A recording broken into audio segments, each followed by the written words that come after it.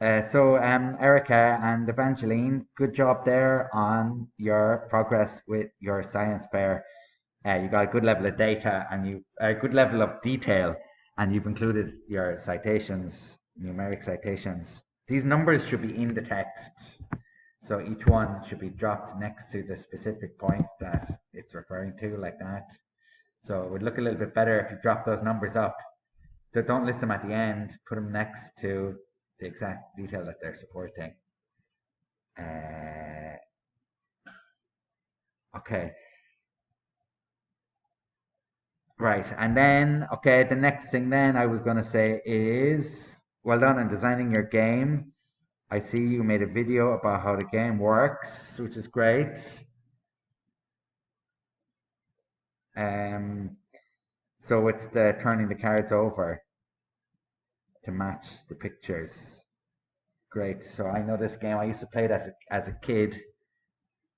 I think we used to call it Fish in the Well. Okay, and then you've got some videos as well about how the game was created. So it looks like there's quite a lot of work went into that. Maybe you could write a few words just to let them know about the process there. Seeing as how you did it, do a lot of work, what actually did that entail? You could drop a couple of words next to those videos as well. Uh, it all looks very complicated. But yeah, you designed your own game. Great. Wonderful. Okay, so that's all very good so far.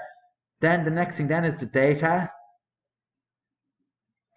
So great. So you're categorizing people by age into the kind of school they're going to. Perfect. And you're getting them to play the game and it's recording a score. Right. So I think off the top of my head, I think more people in that table would be good. But let's just take a look about how we might uh, process that data. So this is what I did. I just cut your data, right? And let's put the variable on top here. Look, the independent variable, and then the dependent variable at the end here. This is the numbers. So that this is Shanice and Sophia and Almond and what's this? Leo, Sandra, and Iris, and who's this? High school, Amos, Roy, and Natalie. Okay, and these are the numbers you're getting, and I just added totals. Okay, and think about this now. If I had a deck of cards and I said to you, I hypothesize that, not hypothesize, sorry, so I just got a deck of cards and I pull out a card, and the card is nine.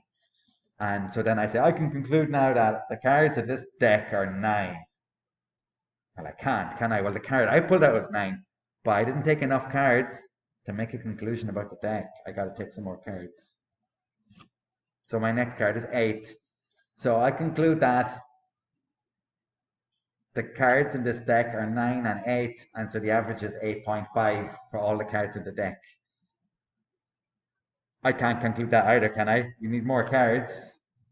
9, 8, and 5, so what's that up to 22? And the average there is 7 point something for the deck. My conclusions are still wrong, aren't they? I have to take more cards before I can draw a conclusion. But how many cards do I have to draw? That's a good question. And this is something that we can do called a t-test. And I think maybe you guys can do that. So down here I write T and then another T and I'll pull up the t-test. And this is what we do, the t-test, and you pull up your data here for the elementary school students, and then comma. And then for the one you're comparing them with, which is the middle school students. And then some stuff we don't need to know, just type 2 and 3, I think. And then it'll give us a number. So the number it's giving us there is 0.74, 74%. What does that 74% mean? that means that even if there's no difference between the two groups, there's still a 74% chance that just due to randomness that you could get this result. So basically, they're telling you that you can't conclude based on that. You need more data. Let's try it for the middle school versus high school. There's a bigger gap. Let's try it for elementary versus high school. That's the biggest gap. Oh, sorry, equals. So we got our elementary, and we got our high school, and then 2 and 3. Don't need to know why we're typing those last two ones. And oh, look, it's getting a little bit better. There's only a 22% chance that this could happen by randomness, this level of difference. So that's better, right? Now, if you fill out your table with more people and you get a bigger table, this number is going to get smaller and smaller. Usually for scientists, if it gets down below 1%, you can be pretty sure that now you've got an inference about the population that can stand up. So I think you guys should do that. I think you should do a t-test, and I think you should have more numbers in here. If you get more people in here, then it's going to become more and more statistically relevant. I'm just making these numbers up now, right? But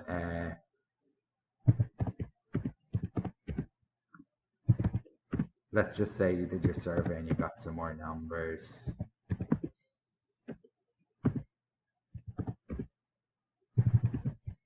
And let's say you got some more numbers for your high school.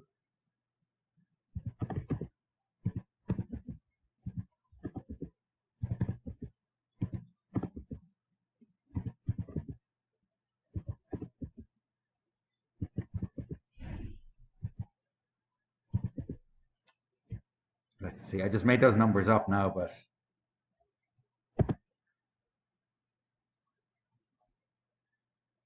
let's just see what it's given us.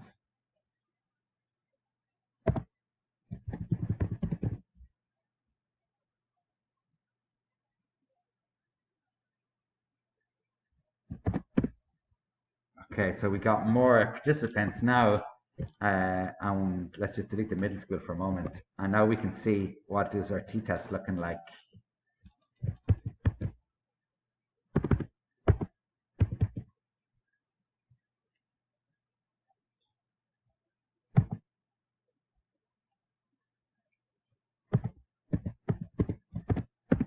Boom! Now we're down to 3%, right?